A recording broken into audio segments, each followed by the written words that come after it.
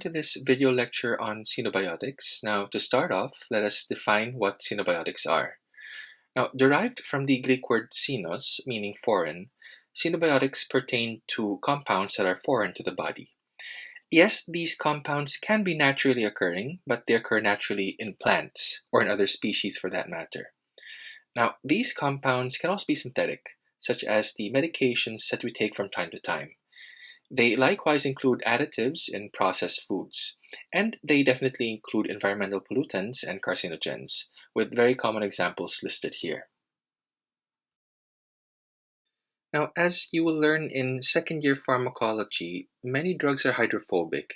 Now, this is a property that allows them entry into lipid bilayers. Okay? Now, once inside the cell, these hydrophobic molecules then interact with intracellular receptors or other target proteins, leading to various cellular responses. Okay? Now, because of this hydrophobicity, it becomes difficult for the drug to be eliminated, as they tend to accumulate in adipose tissue and in cellular phospholipid bilayers for that matter. Now, we're equipped with xenobiotic metabolizing enzymes that function by making these hydrophobic compounds more hydrophilic, so they can be relatively more easily eliminated in bile and urine, and eventually out of the body. So, at this point, it becomes clearer that xenobiotic metabolism is basically detoxification. Now, like with molecular oxygen and nitric oxide, as I explained in my previous video, xenobiotic metabolism is also a double-edged sword process. Okay? Now, sometimes some inert or harmless parent compounds may be metabolized to derivatives that can be toxic, carcinogenic, or mutagenic. Okay? Now, naturally, drug manufacturers need to make sure that the active compound derived from the prodrug or the parent compound will give beneficial effects that will far outweigh the harmful effects. Okay? Now, for oral medications, the small and large intestines are generally considered the initial sites of drug metabolism because this is where initial metabolic processing occurs. Okay? Now, following absorption from the gut, these xenobiotics make their way to the liver by way of the portal circulation. And it is here in the liver where medications, or xenobiotics for that matter, will be metabolically processed for clearing from the body. Okay? Now, xenobiotics that undergo initial absorption from the gut and transport into the liver undergo what is called the first pass. Okay? Now, here, the xenobiotic undergoes initial metabolism, which is perhaps the most extensive. Now, basically, what happens after that is that they get excreted back into the bile, back into the small intestine, where it again gets reabsorbed and transported back to the liver. Now, this reabsorptive route is what is called the enterohepatic circulation. And of course, once back in the liver, the already initially metabolized xenobiotic undergoes another round of metabolism. Okay? And basically, you have subsequent passes back into the liver with this via the enterohepatic circulation. Okay? And naturally, with every subsequent pass, more of the parent xenobiotic is metabolized to elimination. Right? Now, for that matter, medications that are poorly metabolized by the liver tend to hang around in the body longer. Okay? So its half-life is basically longer. Now, other sites of absorption and metabolism of medications or xenobiotics include your nasal mucosa and lungs. Now, this is particularly important when medications are administered as aerosol sprays, or when you get exposed to airborne chemicals for that matter. Now, your brain and kidney, by the way, have quite limited capacity for metabolism of xenobiotics. As you will learn later, xenobiotics, which of course include medications, particularly the hydrophobic ones, get metabolized initially by the liver, as was mentioned earlier, and become more soluble to allow excretion in the urine as well. Now, summarized in the following tables are the major reactions involved in drug metabolism. We have oxidative reactions, hydrolysis reactions, and conjugation reactions. The oxidative reactions, as the name implies, involves transfer of electrons in an oxidative reduction process or redox process. Now, under this group, we have dealkylation, hydroxylation, oxidation, and deamination. On the other hand, hydrolysis reactions, as you already know, is the breakage of covalent bonds with the use of water. Now, finally, there are five conjugation reactions. The enzymes catalyzing these conjugation reactions are generally transferases, and the reaction involves activated xenobiotic metabolites being conjugated with charged functional groups that make them water soluble for easier renal excretion. Now, you will note that the rightmost column contains example drugs that are metabolized via these reactions I presented. Now, in the board exam, there will be some memorization involved or some memorization needed, as they might ask you what reaction is associated with selected drugs, usually the more frequently used ones in clinical practice. Okay. Now, as will be discussed further in the next slides, the process of metabolizing xenobiotics are of two phases, phase 1 and phase 2. Now, if we are to group together the enzymes I flashed previously according to which phase they act in, it would be as such here in this slide, with enzymes involved in oxidative reactions being the first group of enzymes that act on these xenobiotics, and transferases basically in the second phase. Now let's delve deeper into these two phases. Now, phase 1 can likewise be regarded as the oxidative phase, while phase 2 the biosynthetic phase. Now, hydroxylation reactions occur mainly in the first phase, and its main purpose is to render the xenobiotic compounds more reactive so that they can be easily conjugated and made water-soluble in the second phase. Okay? Now, the enzyme involved, or rather the enzymes involved in this phase are mainly monooxygenases, cytochrome P450, and epoxide hydrolases. Now, as I just said or just mentioned, hydroxylation is the main reaction that takes place in phase 1. But you can also have these, okay? You can also have the following reactions right here.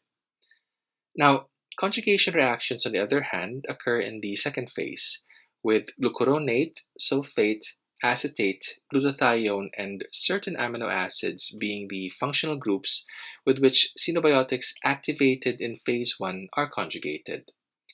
Now, as I said earlier, the purpose of conjugation is to make these xenobiotics, which are frequently lipid soluble, more polar and water soluble, so that they will be easier, or rather, it'd be easier for the body to excrete them via the bile or urine. Now, many enzymes involved in the metabolism of xenobiotics are located both in intracellular membranes as well as the cytosol. Now, specific phase 1 enzymes, namely the cytochromes P450, flavin-containing monooxygenases or FMOs, and epoxide hydrolases, as well as the conjugating enzymes involved in phase 2, are all located in the cell's endoplasmic reticulum. Now, as was mentioned earlier, phase 1 of xenobiotic metabolism is oxidative in nature, with the oxidative reactions being carried out by cytochrome P450, FMO, and epoxide hydrolases. Though mainly by cytochrome P450, these enzymes effect hydrolation reactions, which, as a review, introduce hydroxyl groups to the xenobiotic molecule. Now, besides hydroxyl groups, though, other functional groups such as the carboxyl, thiol, ether, and amino groups can also be added. Now, I mentioned earlier about phase 1 reactions, rendering xenobiotic compounds more reactive for phase 2 reactions. Now, the consequences of phase 1 reactions don't only involve activation. You can also have downright deactivation of the parent compound. In other cases, however, the parent xenobiotic compound is transformed into a toxic metabolite. A very good example of this is paracetamol. Now, the parent compound, once it undergoes phase 1 metabolism, so that parent compound being paracetamol, is transformed to the toxic metabolite called N-acetyl-P-benzoquinone imine, or imine, which is abbreviated as NAQPI or NACP. Now, fortunately for us, at therapeutic doses of paracetamol, NACP is immediately and extensively metabolized and inactivated by the liver via conjugation with glutathione. Now, as will be discussed towards the end of this lecture, the danger arises if one overdoses on paracetamol, wherein the liver can sustain damage and becomes unable to deactivate the excessive amounts of NACP. Okay. Now, let's get into more detail with regards to cytochrome P450. As you already learned from bioenergetics and the electron transport chain topics, cytochromes P450 are integral membrane proteins, or more accurately, enzyme complexes that each contain a single iron heme prosthetic group. Now, the ferrous iron of this heme has 6 coordination sites. You have 4 equatorial sites that are occupied by the pyrrole nitrogens of heme, and 1 axial site which is occupied by a proximal histidine residue. Now, the remaining axial coordination site is available for binding molecular oxygen, right? Now, cytochrome P450 has a unique absorbance spectrum that is formed when carbon monoxide is bound to the ferrous iron of heme, with this absorbance peaking at around 450 nanometers, hence the name. Okay? Now, this is just to show you the 6 coordination sites that the heme iron has. Now, I've already encountered these functions of cytochrome P450 in previous topics. Okay. Now, this function here I already mentioned in relation to xenobiotic metabolism. I mentioned also that one possibility in xenobiotic metabolism is that the parent compound gets converted into a highly reactive and possibly toxic molecule. Now, there will be discussion on this process when we talk about paracetamol toxicity towards the end of this video lecture. Now, another very important fact about cytochrome P450 is that, depending on the xenobiotic involved, it can either become inhibited or induced, resulting in drug-drug interactions and possible adverse effects. Okay? Now, this will be one of the first things you'll be taught in second-year pharmacology, as many medications can have interactions with other drugs by way of either inducing or inhibiting certain sets of cytochromes P450. Since they are essentially enzyme complexes. Okay, we will get in that a little bit more detail later. Now, here we have the general reaction involving the cytochromes P450. Now, the substrate being acted upon is represented by RH in this formula. Now, NADPH here acts as the 2-electron donor. Now, in the presence of molecular oxygen, reducing equivalents in the form of protons are passed on to one oxygen atom of the biradical oxygen molecule, and the substrate becomes hydroxylated in the process. Now, let's have an overview of the nomenclature used with cytochrome P450. Now, these enzymes are designated by the letters CYP. The Arabic numeral that follows pertains to one family, with each family containing different subfamilies. Now, CYP1, for instance, has 3 subfamilies, while CYP2 has 13. Now, these subfamilies, in return, are designated by the uppercase letter that follows the number designating the family. Now, another number follows this letter, designating an individual member of that particular subfamily.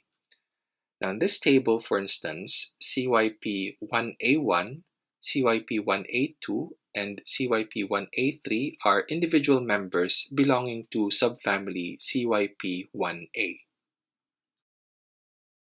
Now, what distinguishes a family from a subfamily in the case of cytochrome P450? Now, a group of cytochromes P450 is considered to be belonging to a family if their amino acid sequences are at least 40% identical. On the other hand, a figure of 55% identity and above is a qualifier for a group of cytochromes P450 within a particular family to belong to a subfamily, right? Now, there will be some specific P450 cytochromes that you will have to memorize when understanding how drug-drug interactions work.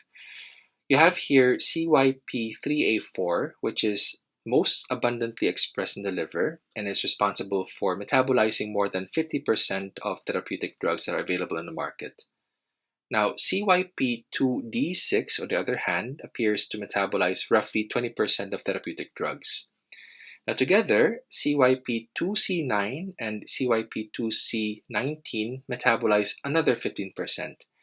And then we have the miscellaneous other P450 or rather P450 cytochromes metabolizing the remaining 15%. Now, once you get to second year pharmacology, you will often see subfamilies 2C, 2D, and 3A mentioned because they are the most active P450 cytochromes for drug metabolism. Now, subfamilies 1A, 1B, 2A, 2B, and 2E are of importance as well because they are very often involved in conversion of many protoxins and procarcinogens to their respective reactive and possibly toxic metabolites. Now, as was mentioned earlier, there are drugs that induce P450 cytochromes, thereby affecting drug-drug interactions. Now, quite notorious among these drugs is the anticonvulsant phenobarbital, which causes hypertrophy of the hepatic smooth endoplasmic reticulum, leading to a 3 to 4-fold increase in the amount of cytochrome P450. Now, just to formally define what drug-drug interactions are, it is when the effect of one drug becomes altered because of the administration of another drug, right? Now, in the case of phenobarbital, which is an inducer of cytochrome P450, it can increase the rate of other drugs' metabolism, right, by as much as 2 to 3-fold that often develops over a period of 1 week. Now, phenobarbital, which is an example that I gave earlier, induces CYP2C9 specifically. Now, since the anticoagulant warfarin is metabolized by this particular P450 cytochrome, the induction of the enzyme by phenobarbital leads to accelerated metabolism of warfarin, leading to its reduced efficacy. Okay? Now, ethanol in alcoholic beverages induces CYP2E1. Now, this induced enzyme in turn catabolizes the metabolism of solvents and compounds in tobacco smoke into metabolites that are carcinogenic. Now, a few more memorizations here. The anti-TB drug rifampicin, anticonvulsants carbamazepine and phenytoin, and the glucocorticoid dexamethasone all induce CYP3A4. Now, this P450 cytochrome, on the other hand, is inhibited by certain drugs such as ketoconazole, HIV protease inhibitors, calcium channel blockers, cyclosporin, the antibiotic erythromycin, and SSRI antidepressants. Now, grapefruits or grapefruit juice act as inhibitors of this P450 cytochrome as well. Now, understanding how one medication induces or inhibits cytochrome P450 is key in understanding how it would interact with other medications. Okay? Now, rifampicin, for example, when taken with oral contraceptives, can lead to lower efficacy of the latter. Now, CYP3A4 happens to be another enzyme complex that metabolizes warfarin. Now, when warfarin is taken with known CYP3A4 inhibitors such as ketoconazole or grapefruit juice for that matter, this would hamper the metabolism of warfarin, leading to increased bleeding risk even at therapeutic doses. Now, if treatment with ketoconazole, which is an antifungal, is necessary, dose adjustments of warfarin, which is guided by INR monitoring, is almost always needed. Now, you may be wondering, how can grapefruit or pomelos, for that matter, affect cytochrome P450? Now, these fruits contain furanocoumarins, the compounds that are responsible for inhibiting certain P450 cytochromes. Okay?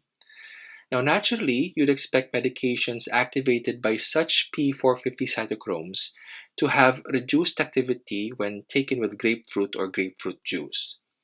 Now, similarly, drugs that are inactivated by such cytochrome P450 enzymes are expected to have increased activity and would tend to hang around in the body longer in the presence of furanocoumarins. Okay? Now, thus, it is very important to advise your patients regarding this, particularly if you are prescribing them with statins, proton pump inhibitors such as omeprazole, antihistamines, and benzodiazepines, right? Hopefully you still remember that once you get to your second year and your higher clinical years for that matter. Very important. Now, besides inducibility, another property of cytochrome P450 is the occurrence of polymorphisms. Okay? Now, populations can have a number of cytochrome P450 variants brought about by mutations, which leads to variations in the degree of xenobiotic metabolism. Right?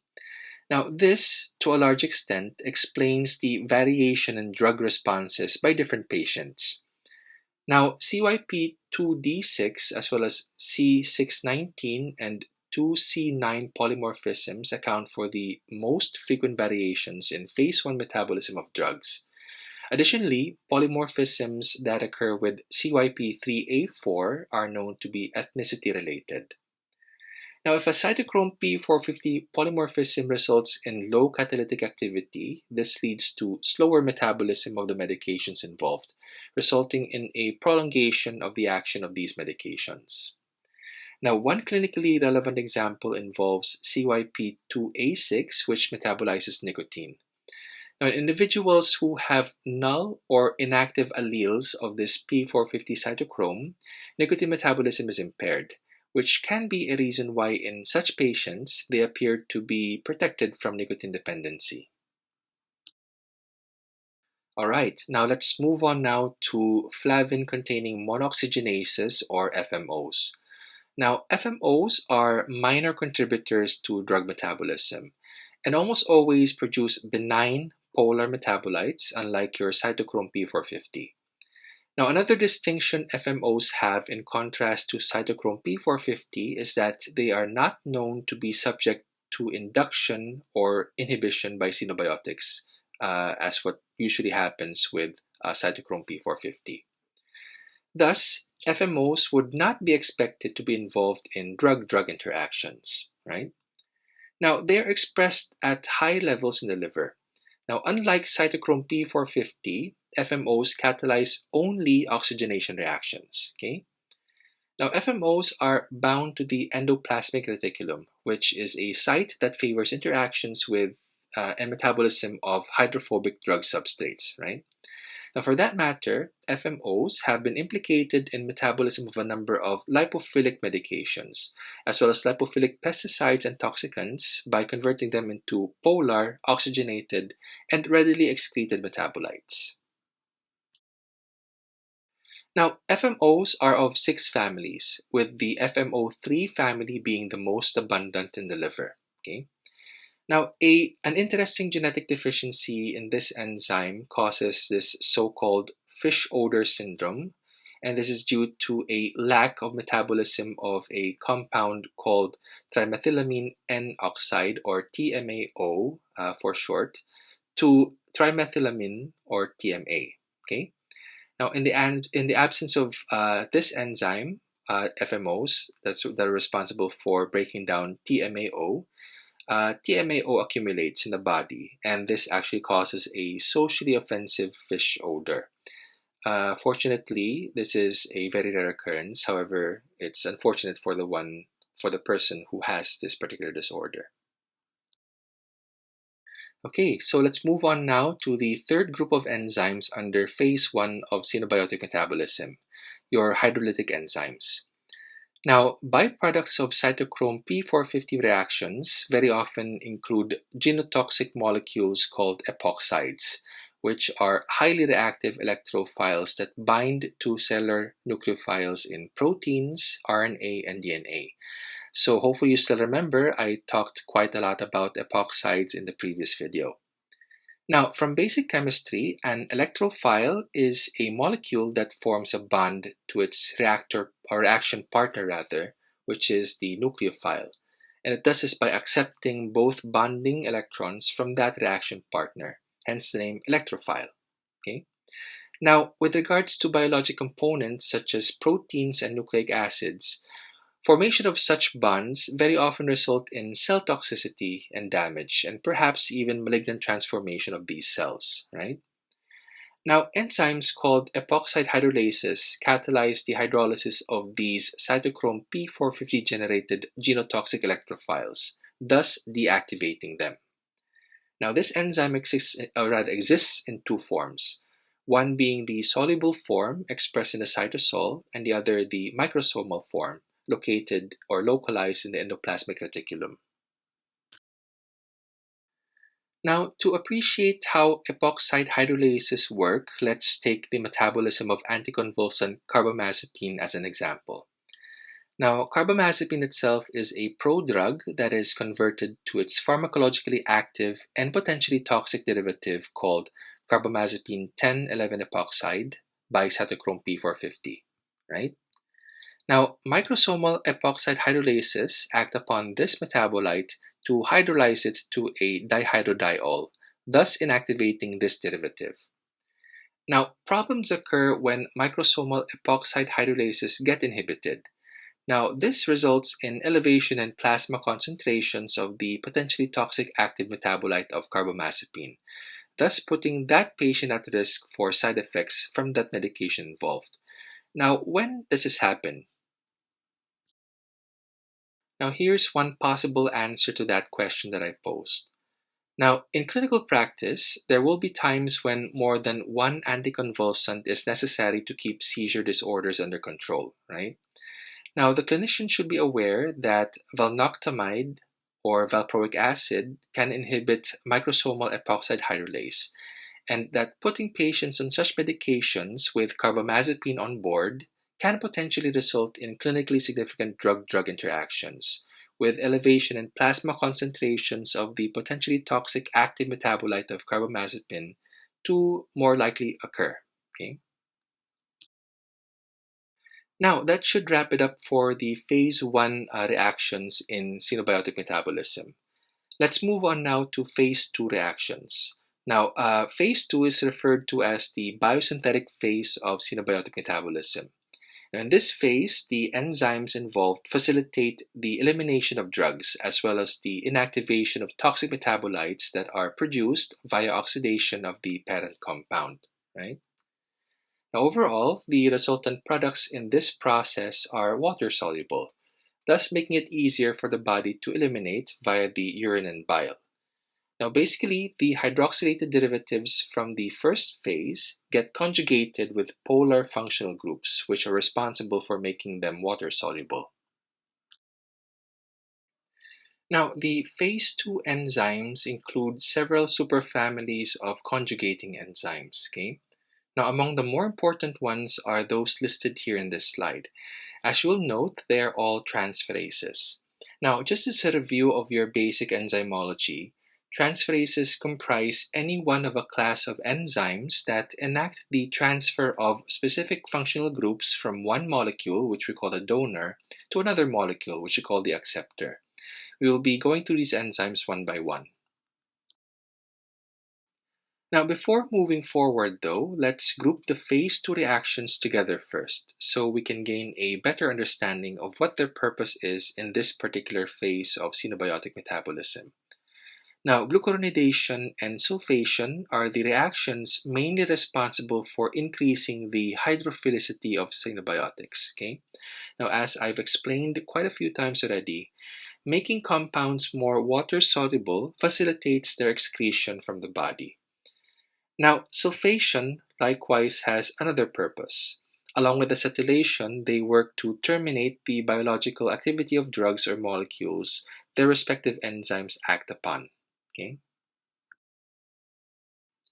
Now, methylation, on the other hand, is a relatively minor conjugation pathway in drug metabolism, but it is very important in the biosynthesis of endogenous compounds such as your epinephrine and melatonin, in the catabolism of biogenic amines such as norepinephrine, dopamine, serotonin, histamine, basically your neurotransmitters.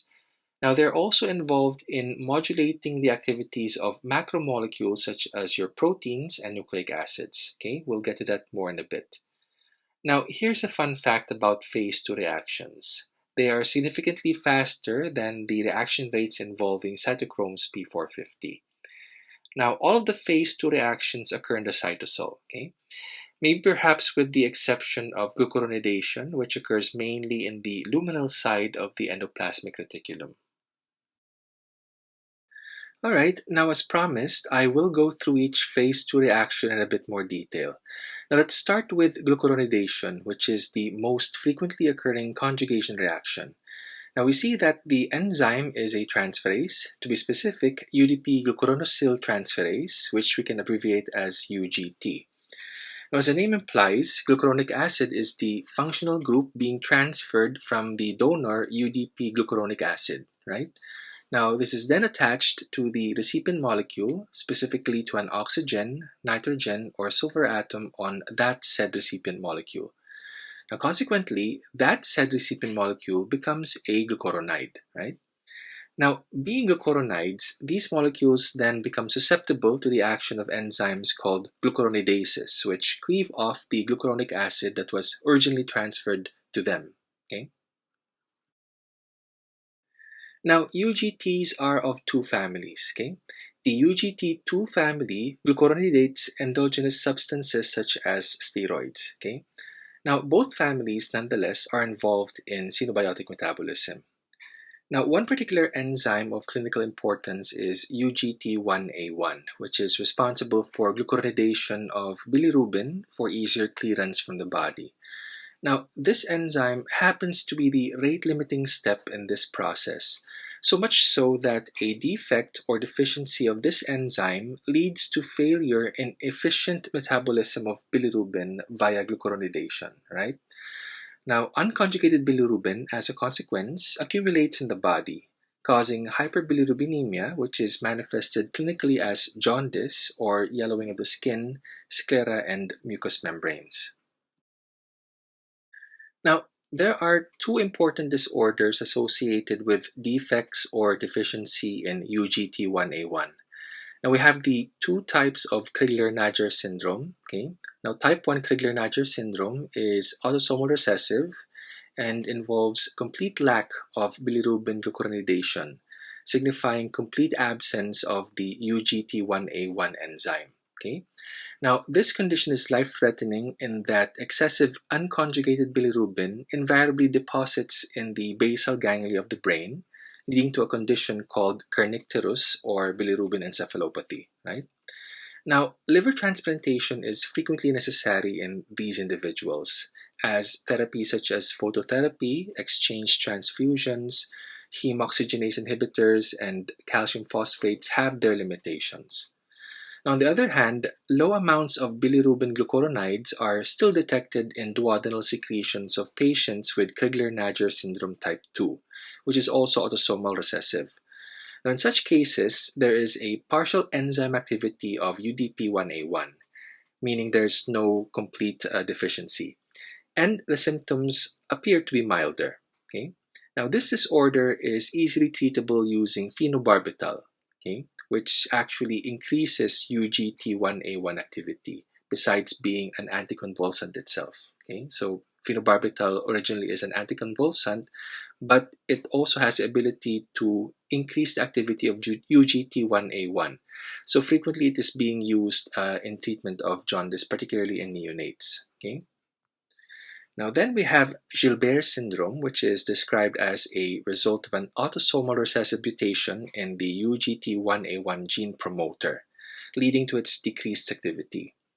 Now, jaundice that occurs in this syndrome is episodic. Okay, so they become jaundiced in episodes, and this typically is triggered by stress such as exercise, menstruation, or fasting.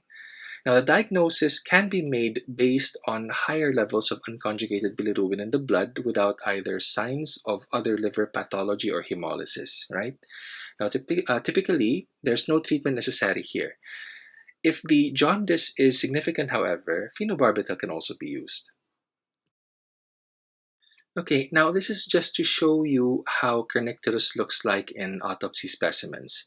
Now note the accumulation of yellow pigment in the area of the basal ganglia in this gross section of the brain. Now, once you get to second year pathology, you learn about the pathophysiology of various diseases. Now, in the case of Crigler-Najjar syndrome, occurrence of genetic polymorphisms in the open reading frames of the UGT1A1 gene is the underlying process that leads to abolished or highly diminished levels of the functional enzyme. Okay? Now, Gilbert syndrome, on the other hand, involves a mutation of the UGT1A1 gene promoter, as was mentioned in the previous slide. Now, this leads to reduced expression of the functional enzyme itself. Now, the next reaction is sulfation. The transferases involved here are sulfotransferases, abbreviated as SULTs or SULT. Okay? Now, the source of the sulfate groups in this reaction is 3' phosphoadenosine 5' phosphosulfate, or PAPS, PAPS. Now, there are 13 isoforms of salts, or the salt enzyme. Now, this basically allows them to metabolize a wide variety of endogenous and exogenous substrates. Now, here is the reaction catalyzed by salt. Okay? The sulfate group from PAPS is covalently attached to amino groups on aromatic and aliphatic compounds, as you can see here in this figure. Now, salts play an important role in normal human homeostasis. Now, overall, knowledge of the structure, activity, regulation, and polymorphisms of salt will aid in understanding the linkages between sulfation and cancer susceptibility, for instance, reproduction and development, to name a few functions or processes. Okay? Now, perhaps for purpose of this topic, the SALT1 family is of particular importance. Now, SALT1A1 is the most abundant one in the liver. Now, basically, there are a lot of polymorphisms here that lead to extensive diversity in its capacity to catalyze the sulfation of a wide variety of structurally heterogeneous xenobiotics. Okay?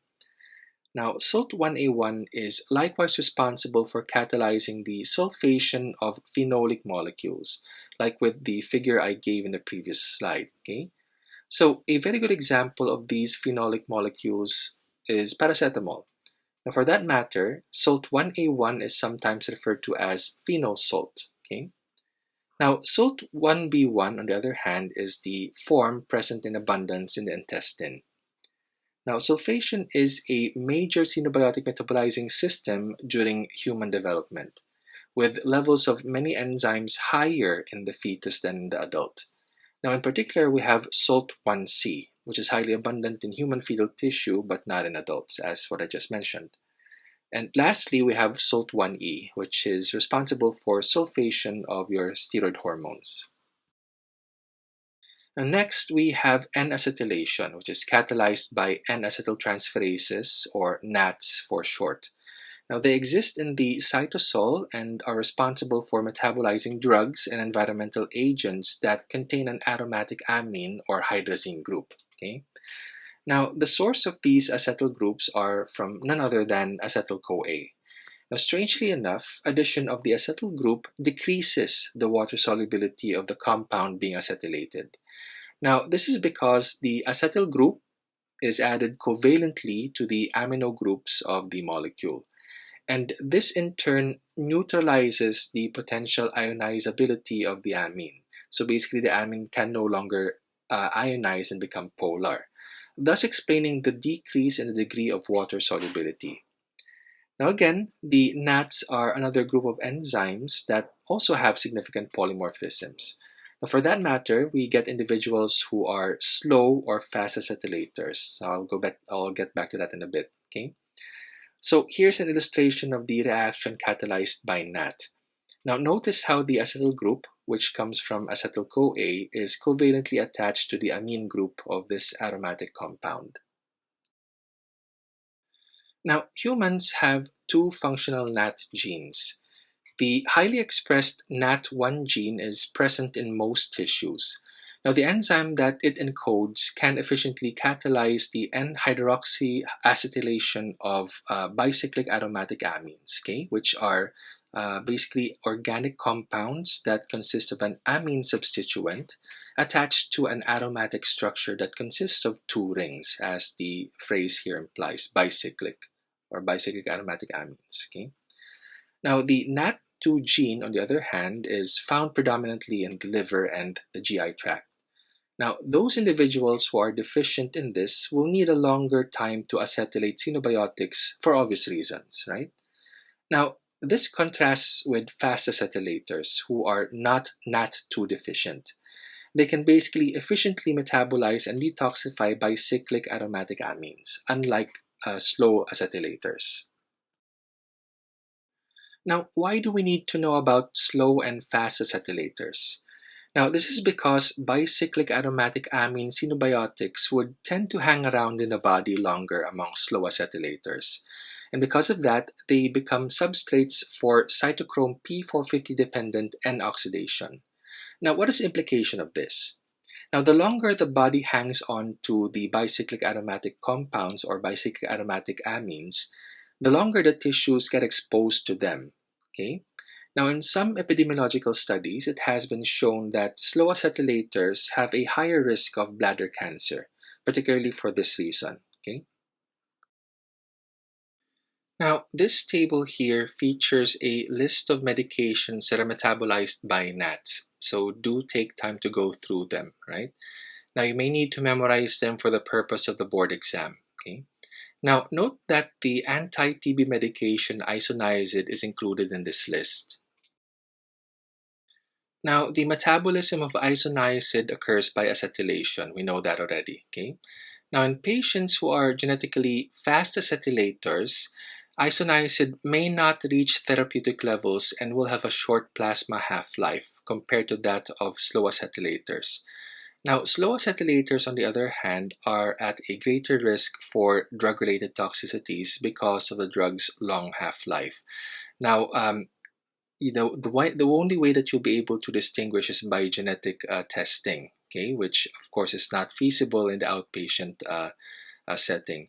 So you have your usual recommended doses of isoniazid that you give for TB patients, but here comes in the importance of follow-up. Okay, so that you have to monitor for patients developing symptoms, so that might actually point towards toxicity. Okay, so that's one important thing that you have to do is to follow up with your patients. Now, the next reaction is methylation, which involves the transfer of methyl groups from one molecule to another. Now, as was already mentioned earlier, methylation is a common but generally minor pathway of xenobiotic biotransformation or metabolism. Now, unlike most other conjugative reactions, methylation often does not dramatically alter the solubility of substrates and results either in inactive or active compounds. Okay? Now, as you can see here, the donor of these methyl groups is S-adenosyl methionine, or SAM for short. Now, these methyl groups can be covalently added to the oxygen, nitrogen, or sulfur atoms of the recipient molecule. Okay? Now, the transferases involved in this reaction are called N-methyltransferases, which we can abbreviate as MT. Now, here we have some examples of methyltransferases. Now, as you can see, methylation reactions are primarily involved in the metabolism of small endogenous compounds such as neurotransmitters, but they also play a role in the metabolism of macromolecules, for example, nucleic acids, and in the biotransformation of certain drugs, right? Now, let's get to some specific examples of methyltransferases. Now, you have here NNMT, which methylates the neurotransmitter serotonin, the amino acid tryptophan, as well as your pyridine-containing compounds such as your nicotinamide and nicotine, hence the name of this methyltransferase.